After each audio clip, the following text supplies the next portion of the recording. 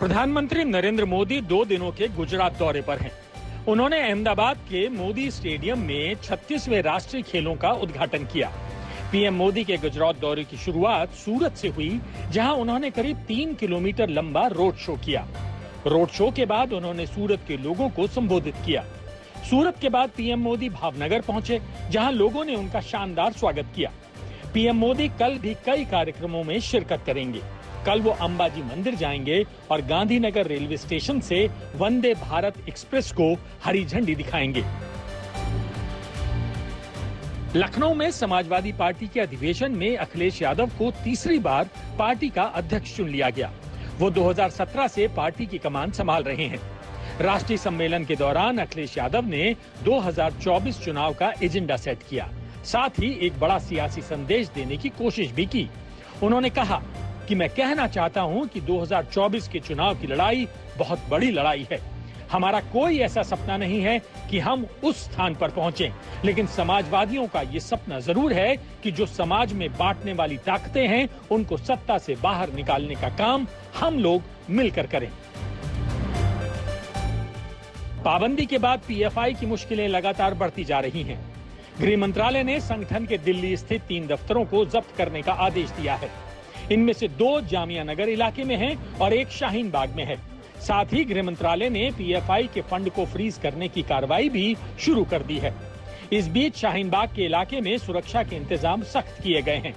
जहांगीरपुरी में भी एहतियातन सुरक्षा बढ़ा दी गई है। सुरक्षा एजेंसियां फ्लैग मार्च भी कर रही हैं। पाबंदी के बाद गृह मंत्रालय ने पीएफआई का ट्विटर अकाउंट भी बंद कर दिया है।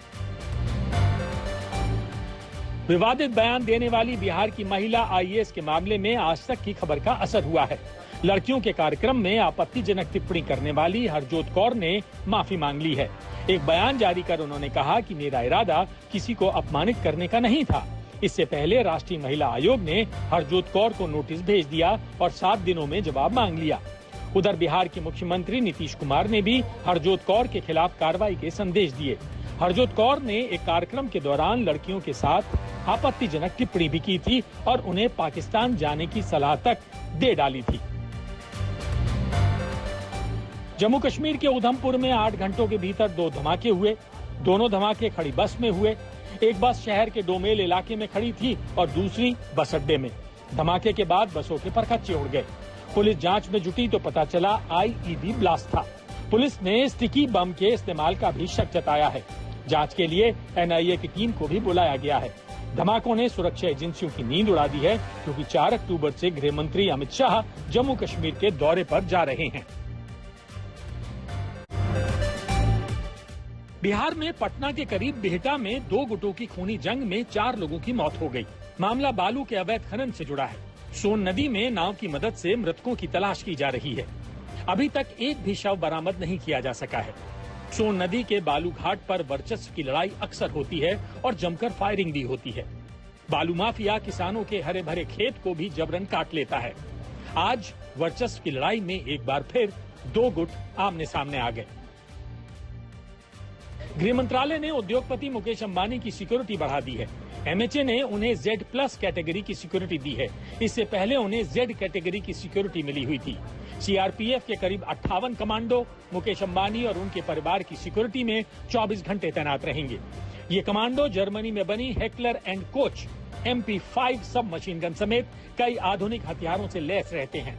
सिक्योरिटी पर आने वाले खर्च का भुगतान मुकेश अंबानी खुद करेंगे। ये खर्च 40 से 50 लाख रुपए महीने होगा। तेलंगाना के कई इलाकों में भारी बारिश हो रही है। महबूबनगर में 3 घंटों की मूसलाधार बारिश ने बाढ़ के हालात पैदा कर दिए। कई इलाके जलमग्न हो गए और सड़कें समंदर में तब्दील हो गईं। मौसम विभाग ने तेलंगाना में ऑरेंज अलर्ट जारी किया है और अगले 2 दिनों तक भारी बारिश की चेतावनी दी है। मौसम विभाग ने राज्य के 6 जिलों के लिए अलर्ट जारी किया है। इस बीच मौसम विभाग ने पंजाब और दिल्ली से पूरी तरह से मानसून की वापसी का ऐलान कर दिया है। तुर्की की गायिका मेलेक मोसो ने अपने बाल सार्वजनिक मंच पर काट दिए।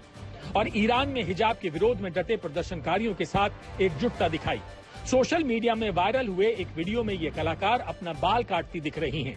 दरअसल 22 वर्षीय महसा अमीनी की पुलिस हिरासत में मौत के बाद ईरान में जारी विरोध प्रदर्शनों के पक्ष में पूरी दुनिया से आवाजें उठ रही हैं। हिजाब को लेकर ईरान में चल रहे सरकार विरोधी प्रदर्शनों के दौरान सुरक्षा बलों के साथ झड़पों में अब तक 75 से ज्यादा लोगों की मौत हो चुकी है। देश की सबसे पुरानी पार्टी कांग्रेस अगस्त 2019 से ही अंतरिम अध्यक्ष की बैसाखी पर चल रही है। नए कांग्रेस अध्यक्ष को चुनने में गांधी परिवार के पसीने छूट गए हैं और ऐसा लगने लगा है कि कांग्रेस आलाकमान के हाथ में अब ना तो लगाम है और ना ही कमान। जिस गांधी नेहरू परिवार को कांग्रेस हाई कमांड कहा जाता है, वो अब लो कमांड लगने लगा है, क्योंकि पार्टी के ऊपर उनकी कमांड कमजोर हो रही है। पिछले 3 साल से कांग्रेस एक अध्यक्ष नहीं खोज पाई और जब कांग्रेस में अध्यक्ष पद का चुनाव बिल्कुल निकट आ गया, तब ऐसा राजनीतिक ड्रामा शुरू हुआ कि कांग्रेस आलाकमान की साख ही संकट में आ गई।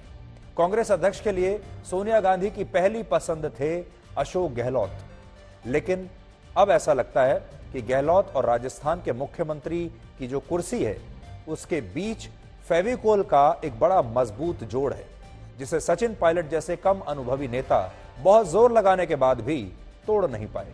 लेकिन राजस्थान के सियासी नाटक ने यह जरूर साबित कर दिया है कि कांग्रेस आलाकमान के हाथ में अब अपने ही नेताओं की कमान नहीं है।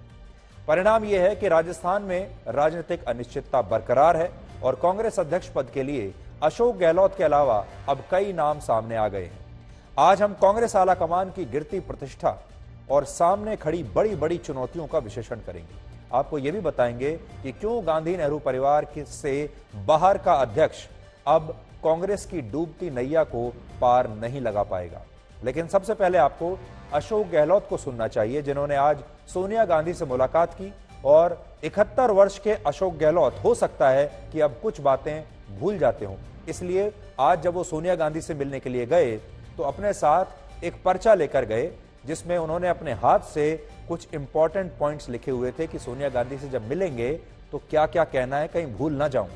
इस मुलाकात के बाद उन्होंने जो कुछ कहा वो ये संकेत दे रहा है कि कांग्रेस के राजनीतिक नाटक का दी एंड अभी नहीं होने वाला है। मैंने सोनिया जी से भी सॉरी फील किया है, माफी मांगी है, क्योंकि मैं एक प्रस्ताव, एक लाइन का जो हमारी परंपरा है, पहली बार वो परंपरा के अंतर्गत वो प्रस्ताव पास नहीं होगा। इस बात का मुझे दुख हमेशा जिंदगी भर रहेगा और मैंने सोनिया जी से भी सॉरी फील किया है कि मैं उस काम में कामयाब नहीं हुआ और मेरी मॉरल रेस्पॉन्सिबिलिटी थी कि वो प्रस्ताव पास होता। तो मैंने तय किया है अब मैं इस माहौल के अंदर चुनाव नहीं लड़ूंगा, ये मेरा फैसला है। ये फैसला मैं नहीं करूंगा, ये फैसला सोनिया गांधी जी करेगी, कांग्रेस अध्यक्ष करेगी।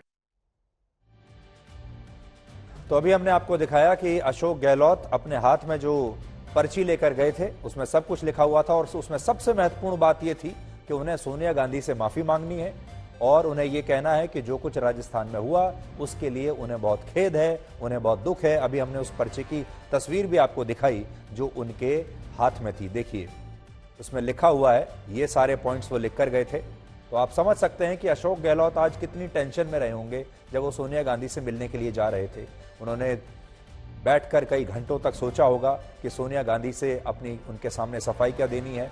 जो हुआ बहुत दुखद है, मैं बहुत आहत हूं, ये सबसे इंपॉर्टेंट पॉइंट वो लिख कर गए और ये सारी बातें उन्होंने सोनिया गांधी के सामने बैठकर आज कह दी और उन्होंने ये भी कह दिया कि मुझे माफ कर दीजिए और सोनिया गांधी के ऊपर ही यह फैसला छोड़ दिया कि अब अगला मुख्यमंत्री कौन होगा राजस्थान का वो खुद तय कर लें।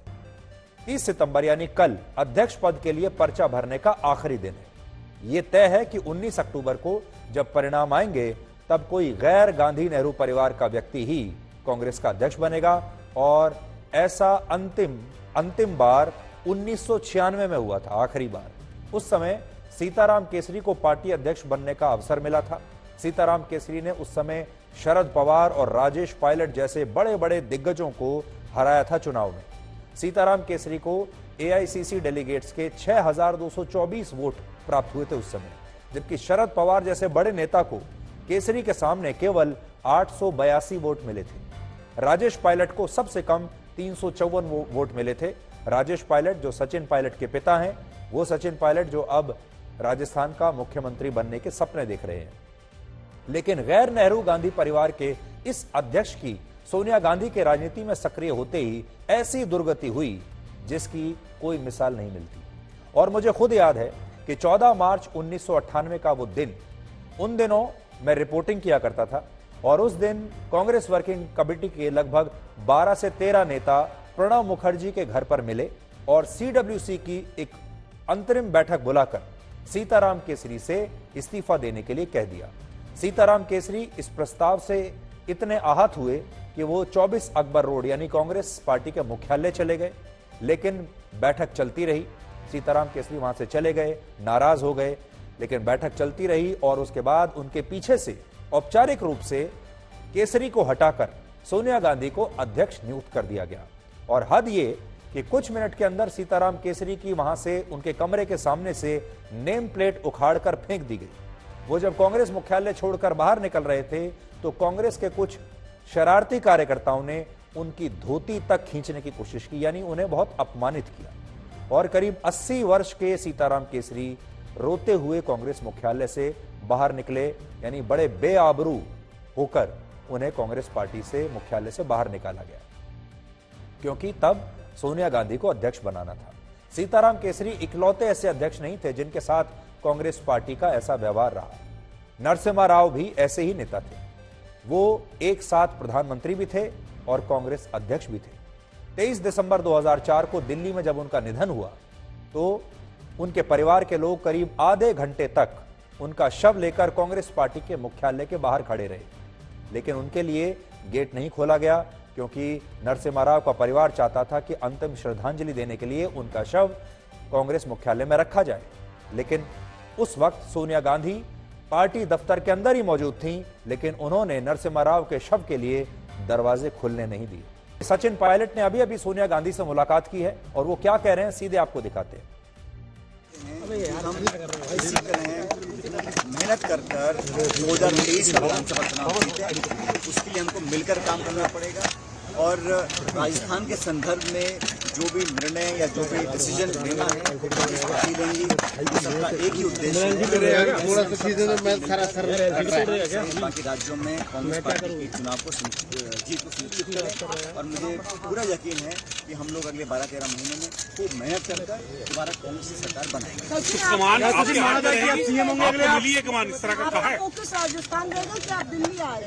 मैंने कई बार मैं पहले भी कह चुका हूँ कि मेरी पहली प्राथमिकता है कि हम 30 साल से राजस्थान में 5 साल कांग्रेस 5 साल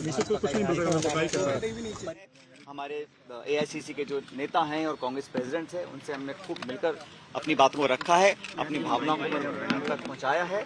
और राजस्थान के संदर्भ में मैं समझता हूँ सकारात्मक जो निर्णय लेने होंगे वो कांग्रेस पार्टी प्रेसिडेंट लेंगे। मुख्यमंत्री कौन हुआ राजस्थान में, जो राजस्थान में हुआ उस पर राय क्या है आपकी? अशोक गहलोत ने माफी मांगी है, तो क्या माफ कर दिया सोनिया गांधी ने? यहाँ पे सचिन पायलट बाकी सवालों के जवाब न देते हुए कह रहे हैं कि फोकस राजस्थान ही रहेगा। सोनिया गांधी से उनकी मुलाकात होती है और मुलाकात के बाद 10 जनपद से बाहर निकलते हुए सचिन पायलट ये कह रहे हैं कि हम चाहते हैं कि आगे 2024 की बात नहीं हो रही है, बात हो रही है 2023 की। यहाँ पे सचिन पायलट कह रहे हैं कि हम चाहते हैं कि 2023 में राजस्थान में हमारी सरकार दोबारा बने। मैं लगातार कांग्रेस अध्यक्ष पद के चुनाव के लिए पर्चा भरने का कल आखिरी दिन है और इसीलिए आज ये विश्लेषण हम आपके लिए कर रहे हैं। 17 अक्टूबर को मतदान होगा और 19 अक्टूबर को परिणाम घोषित हो जाएंगे। अब अशोक गहलोत पार्टी अध्यक्ष की दौड़ में नहीं है, लेकिन सोनिया गांधी और राहुल के बिल्कुल खासम खास दिग्विजय सिंह अब मैदान में कूद पड़े। पवन बंसल भी पर्चा ले जा चुके हैं। झारखंड के एक और कांग्रेसी नेता KN त्रिपाठी ने भी एक पर्चा लिया है। इसके अलावा 66 वर्ष के शशि थरूर भी मैदान में आ गए हैं। वो भी कांग्रेस अध्यक्ष बनने का सपना देख रहे हैं। शशि थरूर अभी किसी जमाने में कांग्रेस के असंतुष्ट धड़े, जिसे आप G23 कहते हैं, किसी जमाने में वो G23 का हिस्सा हुआ करते थे और वो भी चाहते हैं कि वो कांग्रेस का अध्यक्ष बन जाए। वैसे शशि थरूर जैसे नेताओं के चुनाव लड़ने का उद्देश्य चुनाव जीतने से कहीं ज्यादा अपनी छवि को चमकाना और अपनी ब्रांड बिल्डिंग ज्यादा होता है। और शशि थरूर ये बात अच्छी तरह से जानते हैं कि चाहे वो जीतें या हारें, लेकिन उसके 2-3 फायदे होंगे। एक तो उनकी जो छवि है वो इससे और ज्यादा बड़ी होगी। लोग उन्हें वरिष्ठ कांग्रेसी के क्लब में शामिल कर लेंगे कि भाई उनका इतना बड़ा कद हो गया कि वो अब पार्टी अध्यक्ष का चुनाव लड़ सकते हैं, तो यानी एक तरीके से उनका अपग्रेड हो जाएगा पार्टी में। दूसरा, वो ये भी जानते हैं कि ये चुनाव लड़ने की वजह से हर रोज वो हेडलाइन में रहेंगे, हर रोज अखबार में तस्वीर छपेगी, हेडलाइन छपेगी, हर रोज न्यूज चैनल्स में उनके बारे में चर्चाएं होंगी। मजेदार बात यह है कि शशि थरूर वही शख्स हैं जो किसी जमाने में संयुक्त राष्ट्र के महासचिव का चुनाव भी लड़ चुके हैं, यानी एक जमाने में वो संयुक्त राष्ट्र के अध्यक्ष भी बनना चाहते थे। तो उनके सपने तो बहुत बड़े बड़े हैं और अब वो कांग्रेस पार्टी का अध्यक्ष बनना चाहते हैं। भारत जोड़ो यात्रा के दौरान काफी सक्रिय रहे दिग्विजय सिंह की जमीन पर सोते हुए तस्वीरें आप देख चुके हैं। जब वो गए थे तो उन्होंने अपनी तस्वीरें पहले खिंचवाई, उसके बाद अखबार वालों को दे दी, उसके बाद इन तस्वीरों को वायरल करा दिया। ऐसा लगता है कि यहां सोते हुए भी दिग्विजय सिंह शायद कांग्रेस अध्यक्ष पद का ही सपना देख रहे थे और ये सपना अब ऐसा लगता है कि इनका पूरा हो जाएगा। यानी ये तस्वीर पुरानी है, लेकिन उस दिन भी उनके दिमाग में ये बात जरूर चल रही होगी कि आगे चलकर ये तस्वीर जरूर काम आएगी। इसीलिए जमीन पर एक मामूली कार्यकर्ता की तरह सोते हुए उन्होंने अपनी ये तस्वीर खिंचवाई और उसके बाद पूरे देश में इसे वायरल करा दिया, और जिससे वो ये बताना चाहते थे कि इस भारत जोड़ो यात्रा को सफल बनाने के लिए वो भी बहुत मेहनत कर रहे हैं, जी तोड़ मेहनत कर रहे हैं, पसीना बहा रहे हैं और मेहनत करते करते इतने थक गए कि अब वो जमीन पर ही किसी मजदूर की तरह ऐसे सो गए। इतना परिश्रम कर रहे हैं। 21 साल बाद कांग्रेस को नया अध्यक्ष मिलेगा जो गैर गांधी नेहरू परिवार का होगा। दिग्विजय सिंह अध्यक्ष बने तो भले ही उनका संबंध राघोगढ़ राज परिवार से हो और उन्हें दिग्गी राजा कहा जाता हो, क्योंकि दिग्विजय सिंह एक राजा है और उनकी सबसे खास बात यह है कि वो राजा तो हैं, लेकिन वो गांधी नेहरू परिवार की गुलामी भी बड़ी आसानी से कर सकते हैं। यानी वो एक ऐसे राजा हैं जिन्हें आसानी से गुलाम बनाया जा सकता है और इसीलिए गांधी परिवार को उनसे ज्यादा सूट और कोई नहीं करेगा और उनका जो रिमोट कंट्रोल है वो गांधी परिवार अपनी जेब में रख सकता है। और जिस दिन गांधी परिवार कहेगा कि आप जमीन पर लेट के सो जाइए, वो सो जाएंगे। जिस दिन कहेगा कि अब उठ के चलने लगिए, उस दिन चलने लगेंगे। और ऐसा ही अध्यक्ष गांधी परिवार को चाहिए। इस बीच आज शशि थरूर और दिग्विजय सिंह की सोशल मीडिया पर एक और तस्वीर आई। इस तस्वीर को ट्वीट करते हुए शशि थरूर ने लिखा कि दोनों नेताओं के बीच कोई प्रतिद्वंदिता नहीं है, कोई हारे या कोई जीते, आखिर जीत कांग्रेस की ही होगी। क्योंकि आज दिग्विजय सिंह शशि थरूर को मिलने के लिए गए। दोनों ही नेता कांग्रेस अध्यक्ष बनना चाहते हैं, दोनों ही चुनाव लड़ रहे हैं, दोनों ने एक दूसरे को शुभकामनाएं दी। एक नेता उत्तर भारत के हैं, हिंदी हार्टलैंड के हैं, देसी राजनीति करते हैं। दूसरे नेता शशि थरूर जो हैं वो दक्षिण भारत से आते हैं, केरला से आते हैं, शानदार अंग्रेजी बोलते हैं। उनकी अंग्रेजी समझने के लिए भी डिक्शनरी की मदद लेनी पड़ती है। अंतर्राष्ट्रीय अनुभव उन्हें बहुत ज्यादा है और नए जमाने के नेता वो बनना चाहते हैं। तो अब कांग्रेस को चुनना है, कांग्रेस के डेलीगेट्स को ये चुनना है कि इन दोनों में से उन्हें कौन ज्यादा पसंद है। 1947 से अब तक कांग्रेस के अध्यक्ष पद की बात करें तो इन 75 वर्षों में 41 वर्ष कांग्रेस अध्यक्ष के रूप में नेहरू गांधी परिवार के सदस्य ही रहे हैं। जवाहरलाल नेहरू, इंदिरा गांधी, राजीव गांधी, सोनिया गांधी और राहुल गांधी कांग्रेस के अध्यक्ष रहे हैं। सोनिया गांधी 21 वर्षों से पार्टी के अध्यक्ष हैं। सोचिए 21 वर्ष। कांग्रेस में 12 ऐसे अध्यक्ष रहे जिनका संबंध गांधी नेहरू परिवार से नहीं था। इन अध्यक्षों के औसत कार्यकाल की बात करें तो गांधी परिवार से ताल्लुक रखने वाले अध्यक्षों का औसत कार्यकाल करीब 8 वर्ष का रहा और गैर गांधी नेहरू परिवार के अध्यक्ष सिर्फ औसतन 2 साल के कार्यकाल में ही अध्यक्ष रहे। इससे यह साफ होता है कि कांग्रेस पार्टी में गांधी नेहरू परिवार का अध्यक्ष ही चलता है, बाकी के जो बाहरी लोग होते हैं वो तो आते जाते रहते हैं। वो तो ऐसे समझिए कि जैसे हमारे देश में मौसम बदलते रहते हैं, ऐसे ही बाहर के जो अध्यक्ष हैं वो आते रहते हैं, जाते रहते हैं।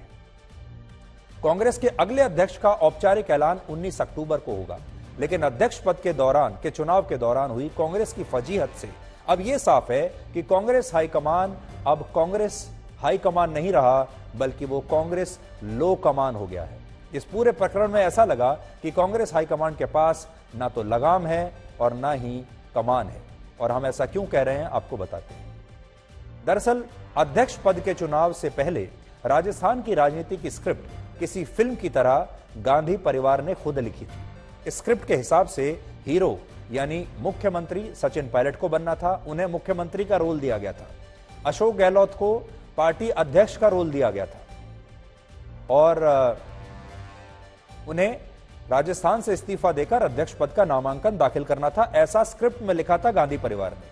आला कमान के फैसले को सभी विधायकों को हंसते हंसते स्वीकार करना था और तालियां बजानी थी, ये रोल दिया गया था राजस्थान के विधायकों को।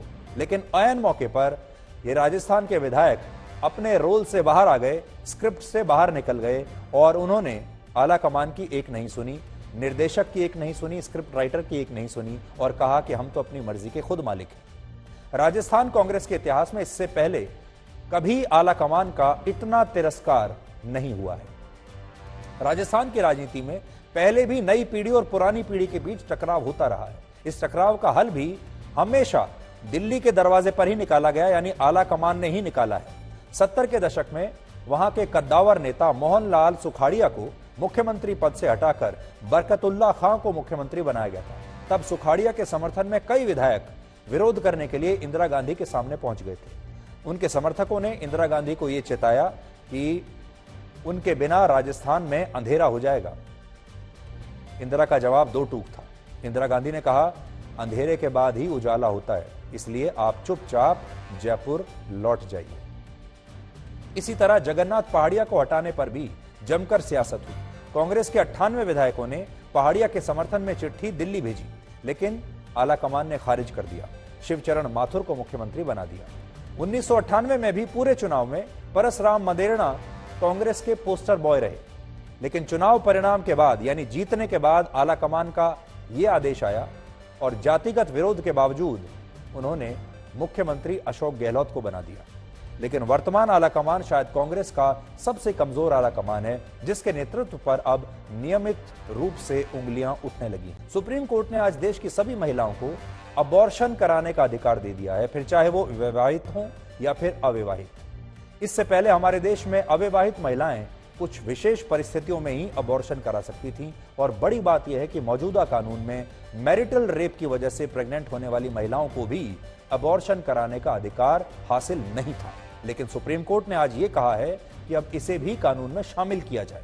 ये एक बहुत बड़ी बात है और इसलिए आज देश की हर महिला को हमारा ये विश्लेषण जरूर देखना चाहिए, क्योंकि आज हम आपको बताएंगे कि हमने महिलाओं को वोट देने का अधिकार तो दे दिया, उन्हें घर से बाहर जाकर काम करने की आजादी दे दी, पढ़ाई लिखाई की आजादी दे दी, सारे अधिकार बराबरी के दे दिए, लेकिन अपने शरीर के साथ महिलाओं को क्या करना है, उनके शरीर पर किसका अधिकार होगा, ये हक देने में हमने दशकों लगा दिए।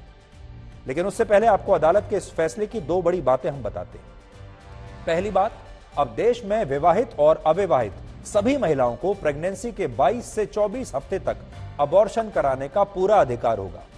सुप्रीम कोर्ट ने यह भी कहा है कि अगर सिर्फ शादीशुदा महिलाओं को अबॉर्शन कराने का अधिकार दिया जा सकता है, तो यह उन महिलाओं के साथ नाइंसाफी होगी जो शादी से पहले प्रेग्नेंट होती हैं, क्योंकि असल में प्रेगनेंसी और उसके बाद अबॉर्शन कराने के अधिकार से शादी का यानी विवाह का कोई संबंध नहीं है। हालांकि अगर आप देखेंगे तो हमारा समाज आज भी ऐसी महिलाओं को गलत नजर से ही देखता है जो शादी से पहले प्रेग्नेंट होती है, और गांव में तो ऐसी महिलाओं का बहिष्कार करने की बड़ी पुरानी परंपरा रही है, जिसे कि बदलने की आवश्यकता है। भारत में शादी से पहले प्रेग्नेंट होने वाली हर 10 में से 6 महिलाओं को हमारा समाज अपनाने से घबराता है, और बड़ी बात यह है कि ऐसी महिलाओं के जीवन से जुड़े तमाम बड़े फैसले उनके परिवार के पुरुषों द्वारा लिए जाते हैं। पुरुष ही तय करते हैं कि एक अविवाहित महिला अबॉर्शन कराएगी या नहीं, कब कराएगी, कहां कराएगी, और ज्यादातर मामलों में उस महिला से उसकी राय भी नहीं पूछी जाती। लेकिन सुप्रीम कोर्ट ने आज कहा है कि अब इस सोच को बदलने की आवश्यकता है। दूसरी बात, अब मैरिटल रेप को भी अबॉर्शन से जुड़े कानून में शामिल किया जाएगा। अदालत ने कहा है कि अगर किसी महिला के साथ उसके पति ने उसकी मर्जी के बिना रेप किया है और इससे वो प्रेग्नेंट हो जाती है, तो ऐसी स्थिति में उसे सुरक्षित और कानूनी रूप से अबॉर्शन कराने का पूरा अधिकार होगा। यह फैसला इसलिए महत्वपूर्ण है क्योंकि भारत दुनिया के उन 32 देशों में शामिल है जहां मैरिटल रेप यानी वैवाहिक बलात्कार को अपराध नहीं माना जाता। इनमें पाकिस्तान, बांग्लादेश, चीन, ईरान और अफगानिस्तान जैसे देश शामिल हैं। लेकिन अब अगर किसी शादीशुदा महिला को यह लगता है कि उसके पति ने उसका रेप किया है और इसकी वजह से वो प्रेग्नेंट हुई है, तो वो बिना किसी की इजाजत के 22 से 24 हफ्ते तक अबॉर्शन करा सकती है।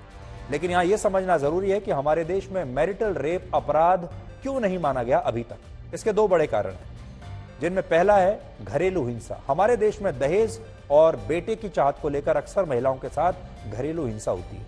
बहुत कम महिलाएं इसके खिलाफ आवाज उठा पाती हैं। इसलिए अगर मैरिटल रेप को अपराध की श्रेणी में डाल भी दिया जाए तो मुमकिन है कि इससे महिलाओं के खिलाफ घरेलू हिंसा की घटनाएं और बढ़ जाएंगी, महिलाओं का शोषण और बढ़ जाएगा। क्योंकि आपने देखा होगा जब महिलाओं को शादी के बाद उनके घर से विदा किया जाता है तो ज्यादातर परिवार उनसे यही कहते हैं कि अब जैसा भी हो, आपका ससुराल ही आपका अपना घर है, अब यहां वापस मत आना।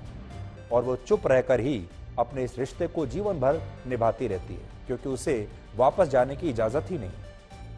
और यही वजह है कि हमारा समाज और हमारी बहुत सारी महिलाएं खुद ये कहती हैं कि मैरिटल रेप जैसा कुछ नहीं होता, और इसी वजह से भारत में इस पर कोई कानून नहीं बन पाया। इसके अलावा एक पक्ष ये भी है कि अगर इसके खिलाफ कानून बन भी गया तो इसका दुरुपयोग भी शुरू हो सकता है। इससे तलाक के मामले और भी बढ़ सकते हैं, महिलाओं पर अत्याचार के मामले और बढ़ सकते हैं। लेकिन आज फिर भी हम ये कहना चाहेंगे कि कोई ना कोई हल इसका भी जरूर हमारे देश की अदालतों को निकालना होगा। सुप्रीम कोर्ट का यह फैसला उस याचिका पर आया। अब आप सोचिए कि यह फैसला हुआ कैसे। उस याचिका पर यह फैसला हुआ जिसमें 25 साल की एक अविवाहित महिला अबॉर्शन कराना चाहती थी। इस महिला का कहना था कि उसके पार्टनर ने उससे शादी करने से इनकार कर दिया और वो प्रेग्नेंट है, इसलिए अब वो इस बच्चे को जन्म नहीं देना चाहती। लेकिन हाई कोर्ट ने पहले इस महिला की मांग को खारिज कर दिया और जब यह मामला सुप्रीम कोर्ट तक गया तो अब सुप्रीम कोर्ट ने यह क्रांतिकारी फैसला सुना दिया जिससे भारत की तमाम करोड़ों महिलाओं का भला हो गया। भारत में अबॉर्शन को लेकर अभी जो कानून है फिलहाल उसे medical termination of pregnancy act कहते हैं, जिसमें वर्ष 2021 में केंद्र सरकार ने कुछ जरूरी बदलाव भी किए थे। इस कानून के तहत पहले शादीशुदा महिलाएं बिना पति की सहमति के अबॉर्शन नहीं करा सकती थी, जबकि अगर कोई अविवाहित महिला ऐसा करना चाहती थी तो उसे भी अपने पार्टनर के साथ निचली अदालत से इसकी अनुमति लेनी होती थी। इसके अलावा बलात्कार के मामलों में भी इसके लिए अदालत की मंजूरी अनिवार्य थी। यहां एक और महत्वपूर्ण बात यह है कि अदालत ने आज सुरक्षित अबॉर्शन को बहुत ही जरूरी माना है। भारत में प्रतिदिन 8 महिलाओं की मौत सिर्फ इसलिए हो जाती है क्योंकि उनका अबॉर्शन बिना डॉक्टरों की सलाह के किया जाता है, और इन मौतों के लिए हमारा समाज भी कहीं ना कहीं जिम्मेदार है। जो परिवार और खासतौर पर पुरुष गैर कानूनी तरीके से पता लगाते हैं कि उन्हें बेटी होने वाली है या बेटा, ऐसे पुरुष अपनी पत्नियों पर अबॉर्शन के लिए दबाव बनाते हैं और इस दौरान डॉक्टरों की सलाह नहीं ली जाती, जिससे कई मामलों में महिलाओं की मौत हो जाती है। इसके अलावा अगर कोई महिला शादी से पहले प्रेग्नेंट होती है तो उसका परिवार इसे अपनी इज्जत से जोड़कर देखने लगता है और चोरी छिपे गैर कानूनी तरीके से उस महिला को अबॉर्शन कराने के लिए मजबूर कर दिया जाता है, और इस दौरान उस महिला से उसकी सहमति तक नहीं ली जाती। बड़ी बात यह है कि हमारे देश में यह सब कुछ तब होता है जब इसके लिए बाकायदा कानून है। इसके तहत 12 से 20 हफ्ते की प्रेगनेंसी में अबॉर्शन के लिए एक डॉक्टर की सलाह, 20 से 24 हफ्ते में 2 डॉक्टर्स की सलाह और 24 हफ्ते से ज्यादा समय होने पर एक पूरे मेडिकल बोर्ड की सलाह लेना अनिवार्य होता है। भारत में आजादी के बाद ही महिलाओं को वोट देने का अधिकार तो मिल गया, और समय के साथ साथ हमारे देश में महिलाओं को काम करने की आजादी भी मिली, अपनी मर्जी से शादी करने का अधिकार भी मिल गया। लेकिन अपने शरीर के साथ क्या करना है, इसे लेकर अब जाकर महिलाओं को यह अधिकार मिला है, जो कि उनका बुनियादी अधिकार होना चाहिए। असल में राइट टू अबॉर्शन दुनिया भर की महिलाओं का बुनियादी अधिकार होना ही चाहिए, चाहे वो कोई भी देश हो, और इसे भी मानव अधिकारों की नजर से ही देखना चाहिए। ये किसी भी महिला का बुनियादी मानव अधिकार है। लेकिन अमेरिका जैसे देश जो खुद को मानव अधिकारों का चैंपियन बताते हैं, दुनिया का सबसे पुराना लोकतंत्र अपने आप को बताते हैं, वो भी अपनी आधी आबादी को यह मानव अधिकार आज तक नहीं दे पाया, और इससे बड़ा विरोधाभास कुछ हो नहीं सकता। इसी साल जून में अमेरिका की सुप्रीम कोर्ट ने महिलाओं के अबॉर्शन कराने को गैर कानूनी बता दिया था, जिसके बाद वहां अदालत और सरकार के खिलाफ जबरदस्त विरोध प्रदर्शन हुए, क्योंकि अमेरिका की महिलाएं अबॉर्शन कराने का अधिकार चाहती हैं, लेकिन वहां की सरकार और सुप्रीम कोर्ट यह अधिकार उन्हें दे नहीं रही। अमेरिका की अदालत ने उस समय यह भी कहा था कि वहां के राज्यों को अपने यहां अबॉर्शन को गैर कानूनी बनाने का पूरा अधिकार है और वो इसके लिए कानून ला सकते हैं। और अब तक अमेरिका के 13 राज्यों में ऐसे कानून लागू हो चुके हैं। लेकिन अब वहां इस बात पर बहस हो रही है कि किसी महिला को अबॉर्शन कराना है या नहीं, यह फैसला वो महिला लेगी या यह फैसला सरकारें लेंगी या अदालतें लेंगी। ये आखिर फैसला लेने का अधिकार किसको है, अदालतों और सरकारों को या उस महिला को? क्योंकि आखिरकार शरीर किसका है? महिला का शरीर है। आज अमेरिका एक ऐसा देश बन गया है जहां महिलाएं दूसरे देशों में जाकर अब अबॉर्शन करा रही हैं और वहां यह मुद्दा धार्मिक तुष्टीकरण का भी बन चुका है। अमेरिका में ईसाई धर्म से जुड़े ज्यादातर संगठन ये मानते हैं कि अजन्मे बच्चे को जीवन का अधिकार मिलना चाहिए, क्योंकि ईसाई धर्म में यह बहुत पवित्र है। लेकिन महिलाओं का कहना है कि उनके शरीर को धर्म के आधार पर कैसे बांटा जा सकता है। तो अमेरिका जब बाकी के देशों को लेक्चर देता है, हमारे जैसे देशों को, तो मानव अधिकारों की भी बात करता है और धर्म की भी बात करता है, अभिव्यक्ति की आजादी की बात करता है, लोकतंत्र की बात करता है, हर तरह की आजादी की बात करता है। लेकिन अब आप सोचिए, सिर्फ धर्म के आधार पर अमेरिका ने अपने यहां महिलाओं को उनके बुनियादी अधिकार देने से इनकार कर दिया है। फिलहाल पूरी दुनिया में अमेरिका, इजिप्ट और पोलैंड समेत कुल 24 देश ऐसे हैं जहां अबॉर्शन कराना आज भी गैर कानूनी है।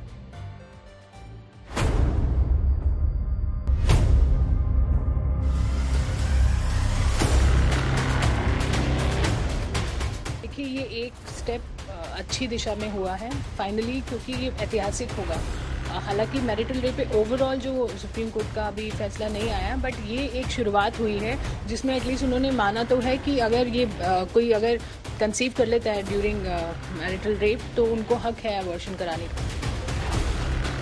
बहुत बढ़िया सा है ये फैसला, बहुत ओपन है एंड माइंडसेट को बदलना चाहिए। Is bringing a life into this world. एक जान को लेके आना और ये दुनिया में परवरिश करना एक औरत के लिए बहुत मुश्किल है। अगर वो जबरदस्ती का वो रिजल्ट है, नतीजा है बच्चा, तो उसका पूरा हक बनता है कि वो बच्चा को दुनिया में न लाए। This is a very progressive and an important move. अगर इसका इम्प्लीमेंटेशन तरीके से होता है, अगर सही तरीके से किया जाता है, तो आप आने वाले समय में देखेंगे कि समाज में एक बहुत बड़ा बदलाव आएगा। हम स्वागत करते हैं आदरणीय सुप्रीम कोर्ट का, क्योंकि 50 साल बाद ये फैसला आया है और ख़ास तौर से महिलाओं के लिए 24 हफ्ते के बाद अबॉर्शन करना एक्सेप्शनल केसेस में। मैं मानती हूँ कि ये एक जंग है महिला का सम्मान को लेके। अब बड़ी चुनौती हमारे पूरे देश के सामने और मीडिया के सामने और हमारे समाज के सामने ये है कि हम अपने देश की तमाम महिलाओं तक सुप्रीम कोर्ट के इस फैसले को पहुंचाएं, इसके बारे में जागरूकता पैदा करें। क्योंकि आज भी बड़े शहरों की जो महिलाएं हैं वो तो शायद जान जाएंगी कि सुप्रीम कोर्ट ने अपने नए फैसले में क्या कह दिया है और उन्हें उनका बुनियादी अधिकार मिल गया है। लेकिन आज भी हमारे देश के जो अंदर बहुत दूर दराज के इलाके हैं, गाँव हैं, जहां पर शायद लोग टीवी नहीं देख पाते, जहां पर इंटरनेट नहीं है, वहां की महिलाओं तक भी ये बात जरूर पहुंचनी चाहिए। इसलिए एक जिम्मेदार न्यूज़ चैनल होने के नाते हमने अपनी जिम्मेदारी निभाई है कि हमने आपको आज इस क्रांतिकारी फैसले के बारे में देश के हर परिवार को बताया है, हर महिला को हम बताने की कोशिश कर रहे हैं। अब आपकी ये जिम्मेदारी है कि आप भी इस क्रांतिकारी फैसले के बारे में, क्योंकि ये बहुत बड़ा फैसला है हमारे देश की महिलाओं के लिए, तो आप भी जितनी महिलाओं को आप जानते हैं उन सब तक इस फैसले के बारे में आप जानकारी पहुंचाइए, उन सब तक आप जागरूकता पहुंचाइए, उन्हें जागरूक कीजिए कि उनके नए अधिकार अब क्या हैं और अब कोई उन्हें जबरदस्ती उनके साथ उनके फैसले नहीं ले पाएगा। ये एक बड़ी बात है। आप चाहें तो हमारा जो आज का शो था इसका एक लिंक आप फॉरवर्ड कर सकते हैं बाकी देश की तमाम महिलाओं को और उन्हें उनके अधिकारों के बारे में जागरूक कर सकते हैं। अब आप कुछ देर के लिए अपने दिल पर हाथ रखकर बैठ जाइए, अपने दिल की बात सुनिए, आवाज सुनिए, आपका दिल आपसे क्या कह रहा है, क्योंकि आज वर्ल्ड हार्ट डे है और इस मौके पर हम आपके लिए एक शानदार और खुशनुमा विश्लेषण लेकर आए हैं। आज हम आपको डराएंगे नहीं, आज हम आपको आंकड़े नहीं देंगे, क्योंकि आंकड़े देने वाले तो बहुत लोग हैं। हम भी हर साल आपको आंकड़े भी बताते हैं, बहुत सारी चीजें बताते हैं, लेकिन आज हम आपको ना तो परेशान करेंगे, ना डराएंगे, ना आपको ये कहेंगे कि आपको हार्ट अटैक होने वाला है, बल्कि आज हम आपसे आपके दिल की बात करेंगे और आपको ऐसे मुफ्त के टिप्स देंगे जिनकी मदद से आप अपने हृदय को स्वस्थ रख सकते हैं, वो भी खुशी खुशी हंसते हंसते। तो पहली चीज तो ये है कि सारे तनाव छोड़कर, सारा स्ट्रेस छोड़कर, खुश होकर अपने चेहरे पर मुस्कुराहट लाकर आप आज का हमारा ये विश्लेषण देखिए। जो लोग नियमित रूप से व्यायाम करते हैं, संतुलित आहार लेते हैं और शराब और सिगरेट को हाथ तक नहीं लगाते, ऐसे लोगों को जब दिल की बीमारियां होती हैं तो अक्सर हम यही कहते हैं कि ये व्यक्ति तो कोई ऐसा काम करता ही नहीं था, बिल्कुल स्वस्थ था, कोई बुरी आदत नहीं थी, फिर भी उसे ये बीमारी कैसे हो गई। लेकिन क्या आप जानते हैं कि 40% मामलों में दिल से जुड़ी बीमारियां हमें अपने ही परिवार के लोगों की वजह से मिलती हैं। इसे इनहेरिटेड हार्ट कंडीशन या जेनेटिक हार्ट डिजीज कहते हैं, जिसमें अगर आपके माता पिता या उनके माता पिता को कोई दिल की बीमारी है या आपके परिवार में जो आपके सीधे खून के रिश्ते हैं जिनके साथ, उन्हें अगर ये बीमारी रही है तो 40% मामलों में उनके बच्चों को भी इसी तरह की दिल की बीमारी होती है, फिर चाहे वो सिगरेट और शराब को छूते भी ना हो, चाहे वो कितने भी स्वस्थ हो। हालांकि डॉक्टर मानते हैं कि अगर जेनेटिक टेस्टिंग कराई जाए तो शुरुआती चरणों में ही ऐसी बीमारियों का पता चल सकता है और हार्ट अटैक का खतरा बहुत कम किया जा सकता है। इसलिए पहला टिप तो आपके लिए ये है, अगर आपके माँ बाप को दिल की बीमारी थी या आपके दादा दादी को दिल की बीमारी थी तो आपको अपना एक जेनेटिक टेस्ट जरूर करा लेना चाहिए अभी, ताकि उससे आपको ये समझ में आ जाएगा कि उनकी वजह से कहीं ये बीमारी आपके अंदर तो ट्रांसफर नहीं हुई है जेनेटिक्स के जरिए। अब आपको कुछ ऐसे टिप्स बताते हैं जिन पर आपका एक पैसा भी खर्च नहीं होगा और इनकी मदद से आप अपने हृदय को स्वस्थ भी रख सकते हैं। जैसे हर दिन 15 मिनट हंसने से आपका दिल बहुत मजबूत रहता है, इसलिए खूब हंसिए। दिन में कम से कम 15 मिनट तक तो जरूर आपको हंसने की कोशिश करनी चाहिए। हालांकि हंसना आजकल इतना आसान नहीं है, हंसने पर अब प्रीमियम है, लोग आजकल हंसने के भी पैसे देते हैं कि हमें कोई आए और हंसा दे, इसलिए हंसी बहुत दुर्लभ है।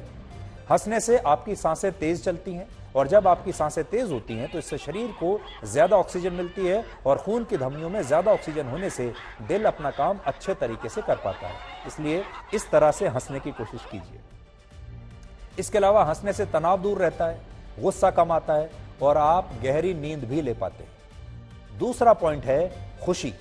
जो लोग खुश रहते हैं उनके दिल की बीमारियां होने का खतरा 22% तक कम हो जाता है और ऐसे लोग जिनके मन में नकारात्मक विचार आते हैं, जो अपनी खुशी का इजहार नहीं कर पाते और जो हर चीज में कमियां निकालते हैं, ऐसे लोगों को हृदय रोग होने का खतरा कहीं ज्यादा होता है। इसलिए अपने दिल को अगर स्वस्थ रखना है तो हमेशा खुश रहिए और खुशी जो है उसका कोई पैसा नहीं है, कोई दाम नहीं है, मुफ्त की चीज है। खुश रहने की आदत डालिए। तीसरा है मेडिटेशन। अगर हर रोज 10 मिनट आप ध्यान करते हैं यानी मेडिटेशन करते हैं और योग करते हैं तो आपकी हृदय गति सामान्य रहती है, इससे आपका ब्लड प्रेशर कंट्रोल में रहता है और दिल की बीमारियां होने का खतरा 18% तक कम हो जाता है। यह भी मुफ्त की चीज है, योगा कीजिए और मेडिटेशन कीजिए, एक पैसा आपका नहीं लगेगा। चौथा है रिश्तों में निवेश कीजिए, रिश्तों की अहमियत को समझिए। अमेरिका में की गई एक स्टडी के मुताबिक अकेलेपन से संघर्ष कर रहे लोगों की तुलना में ऐसे लोग हार्ट अटैक के खतरे से 25% दूर रहते हैं जिनके जीवन में कम से कम एक अच्छा दोस्त जरूर होता है। इसलिए दोस्त बनाइए। जिन लोगों के पास ऐसे दोस्त हैं, रिश्तेदार हैं, परिवार हैं जिनसे वो अपने दिल की बात कर सकते हैं, ऐसे लोगों का दिल मजबूत रहता है, स्वस्थ रहता है। इसलिए रिश्तों में निवेश कीजिए क्योंकि इस निवेश में रिटर्न की गारंटी पक्की है। पांचवा है प्रकृति के बीच रहिए। जो लोग प्रकृति के जितना करीब रहते हैं उनका हृदय भी उतना ही मजबूत रहता है। जैसे सूर्य की किरणों से आपको विटामिन डी मिलती है, vitamin D high blood pressure को कम करता है। इसके अलावा सुबह की धूप से हमारे शरीर में सेरोटोनिन बनता है जो स्वस्थ हृदय के लिए बहुत आवश्यक है। इसके अलावा मोटापा और शरीर का बढ़ता वजन आपके दिल का सबसे बड़ा दुश्मन है। इसलिए अगर आपका वजन ज्यादा है, मोटापे के शिकार हैं आप, तो आप समझ जाइए कि आप परेशानी में फंस सकते हैं। मोटापे से खून की धमनियों में खून की गति प्रभावित होती है और जब ऐसा होता है तो इससे हार्ट की फंक्शनिंग पर असर पड़ता है और हार्ट अटैक का खतरा 30% तक बढ़ जाता है।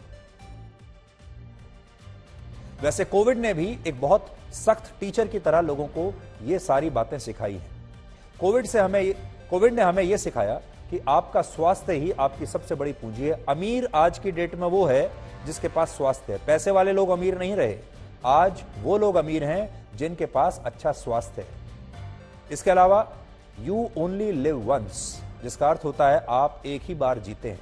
लोगों ने इसके महत्व को भी कोविड के दौर में समझा है और अब लोग भविष्य से ज्यादा अपने वर्तमान के लिए तैयार रहना चाहते हैं, वर्तमान के लिए सोचते हैं। और लोगों ने इस दौरान यह भी सीखा कि परिवार से ज्यादा जरूरी कुछ नहीं है, परिवार ही आखिर में काम आता है। वैसे कोविड और इंसानों के दिल के बीच एक और रिश्ता है, वो ये कि कोविड के बाद से भारत ही नहीं, पूरी दुनिया के ज्यादातर देशों में हार्ट अटैक के मामले बढ़ गए हैं।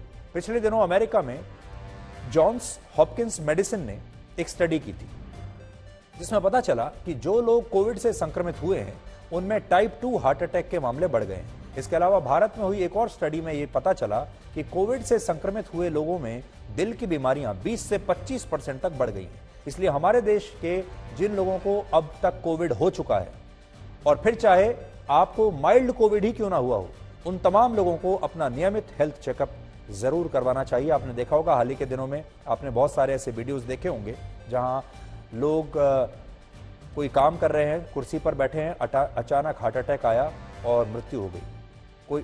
कोई नाच रहा है, नाचते नाचते हार्ट अटैक आया, मृत्यु हो गई। कोई गाड़ी चला रहा है और अचानक से हार्ट अटैक आया।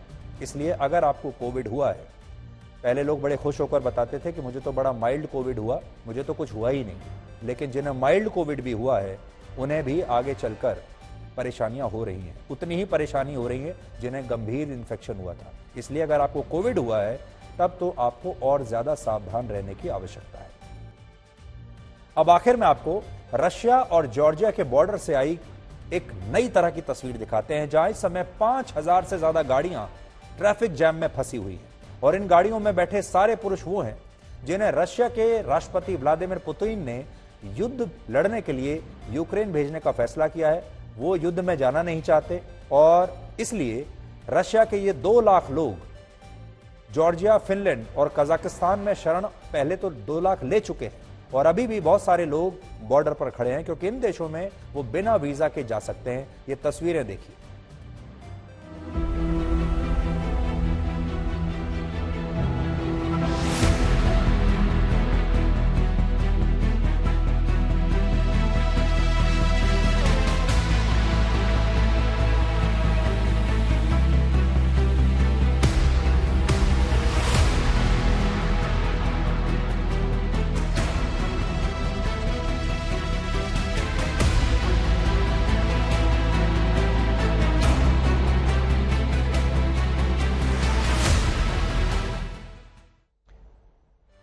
तो ये रशिया और जॉर्जिया के बॉर्डर की तस्वीरें हैं। हजारों गाड़ियां वहां खड़ी हैं, बॉर्डर पार करना चाहते हैं और रशिया के जो युवा हैं वो लड़ाई में नहीं जाना चाहते और उन्हें पता है अगर वो वहां रुक गए तो रशिया की जो सरकार है वो उन्हें जबरदस्ती सेना में लड़ने के लिए भेज देगी। इसलिए ये सारे लोग रशिया छोड़ छोड़कर पड़ोसी देशों में जा रहे हैं। रशिया ने आज एक और बड़ा ऐलान किया है। वहां के राष्ट्रपति व्लादिमीर पुतिन ने कहा है कि यूक्रेन के 4 बड़े क्षेत्रों का अब रशिया में औपचारिक विलय कर लिया जाएगा। इन सभी क्षेत्रों को आप इस नक्शे पर देखिए। इनमें 2 क्षेत्र ऐसे हैं जिन्हें युद्ध से कुछ दिन पहले ही रशिया ने स्वतंत्र देश के रूप में मान्यता दी थी। इनमें एक क्षेत्र है डोनेत्स्क और दूसरे क्षेत्र का नाम है लुहांस्क। ये पहले यूक्रेन के क्षेत्र हुआ करते थे। रशिया ने इन पर कब्जा किया और इन्हें एक अलग देश बना दिया। युद्ध के बाद रशिया की सेना ने यूक्रेन के इन सभी इलाकों पर अपना नियंत्रण किया था, जिसके बाद वहां रशिया द्वारा स्थानीय सरकारों का गठन कर दिया गया, यानी अब वहां अपनी सरकारें हैं। और इसी महीने की 23 तारीख को इन इलाकों में एक जनमत संग्रह कराया गया जिसमें यूक्रेन के लोगों से, इन इलाके के लोगों से पूछा गया कि वो किसकी तरफ जाना चाहते हैं, रशिया में विलय चाहते हैं या यूक्रेन के साथ रहना चाहते हैं। और पुतिन का दावा है कि ज्यादातर लोगों ने यह कहा कि वो रशिया में विलय करना चाहते हैं। एक लाइन में कहें तो यूक्रेन के लगभग 60,000 वर्ग किलोमीटर का इलाका कल रशिया में औपचारिक रूप से शामिल हो जाएगा, उसका विलय हो जाएगा और फिर इन जगहों पर रशिया का अधिकार होगा। रशिया के नक्शे में ये सारे जो इलाके हैं ये आ जाएंगे। आज का इतिहास। बॉल पॉइंट पेन के आविष्कारक लैस्लो बायरो का जन्म आज ही के दिन 1899 में हुआ था। हंगरी में बतौर पत्रकार काम करते हुए उन्हें इस आविष्कार की प्रेरणा मिली थी। उन्होंने देखा कि न्यूज़पेपर प्रिंटिंग में इस्तेमाल होने वाली स्याही बहुत जल्द सूख जाती है और कागज पर फैलती भी नहीं, लेकिन गाढ़ी होने की वजह से इसे फाउंटेन पेन में इस्तेमाल करना मुश्किल था। लास्लो बायरो ने यह देखते हुए एक खास तरह की टिप का आविष्कार किया, जिसमें इंक एक सॉकेट में घूमने वाली छोटी सी बॉल के जरिए कागज पर अपनी छाप छोड़ती थी और इस तरह बॉल पॉइंट पेन का आविष्कार हुआ, जिसे आप आज बॉल पेन भी कहते हैं। आप भी इसका इस्तेमाल जरूर करते होंगे। वर्ष 1885 में आज ही के दिन पहला पब्लिक इलेक्ट्रिक ट्रैमवे इंग्लैंड के ब्लैकपूल में शुरू हुआ था। हेरिटेज सर्विस के तहत आज भी मार्च से लेकर नवंबर के बीच हर वीकेंड पर इस ट्रैमवे को सेवा में लाया जाता है।